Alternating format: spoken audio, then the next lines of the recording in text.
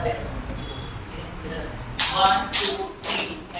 1 2 3 4 फिर एक बार खड़े होकर एंड 1 2 3 4 फिर 1 1 2 3 4 फिर डाउन होकर क्लैप के साथ 1 2 3 4 फिर 4 टाइम 1 2 3 4 फिर स्टैंड अप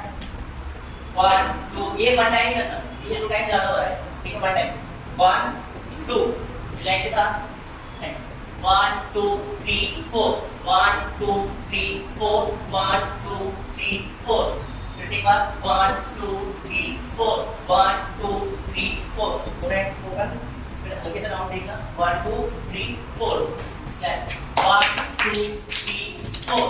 फिर 1 2 3 4 5 6 फिर 1 2 3 4 फिर है 1 2 3 4 लेग के साथ 1 2 3 4 1 2 3 4